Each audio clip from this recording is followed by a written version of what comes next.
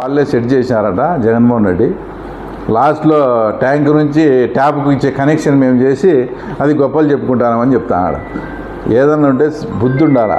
గత 5 సంవత్సరాల్లో మీరు కూడా చూడండి, ప్రతి పల్లెలో సిమెంట్ రోడ్డు పగలగొట్టి సందులంతా ఇబ్బంది పెట్టిన మాట వాస్తవం కదా.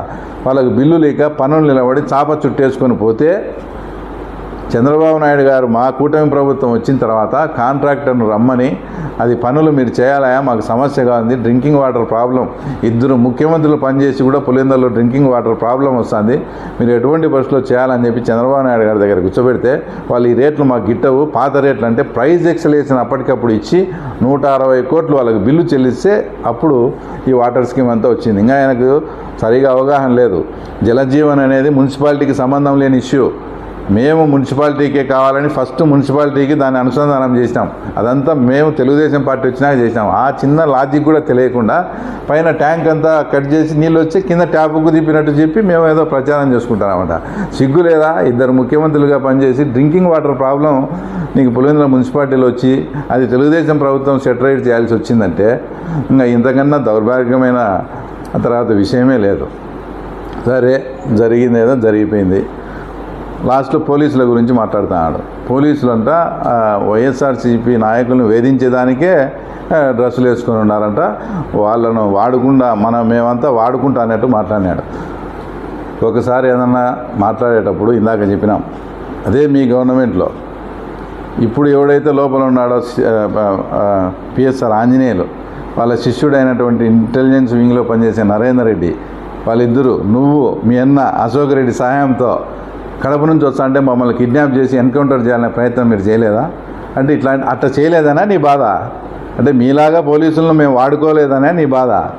అంతెందుకు గుట్ట మీద ఎరికెల్మయ్యస్ మర్డర్ కేసు ఏ రకంగా మీరు పోలీసులతో వాడుకున్నారు? 2 పిల్లల గొంతు కోసినారు.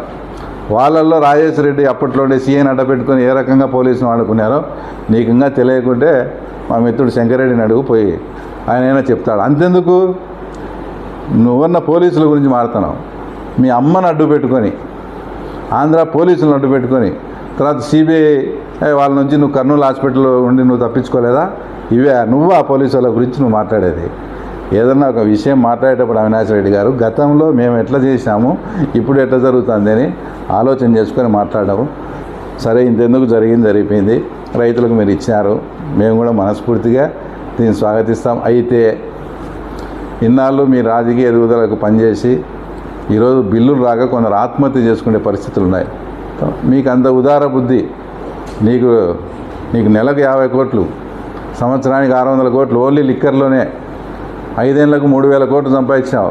వాళ్ళ బిల్లులు కూడా ఈరోజు అరటి రైతులకు ఇచ్చినట్టు వాళ్ళు నీకోసం పనిచేశారు, తర్వాత నీకోసం ఇచ్చేసినారు కదా. అలాంటి వాళ్ళకు కూడా బిల్లులు ఇంకా అందరి తరఫున కూడా అలాంటి వాళ్ళకు బిల్లులు ఇకపోగా ఎలక్షన్కు కౌంటింగ్ మధ్యలో పులివెందుల హాస్పిటల్లో తన 10% కమిషన్ ఇచ్చాడని అతనికి 100 కోట్లు బిల్లు ఇచ్చినారు.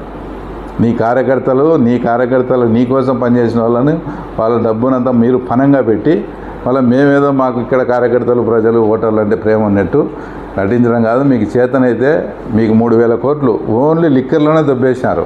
ఆ డబ్బులోంచి తీసి కార్యకర్తలకు వేయండి.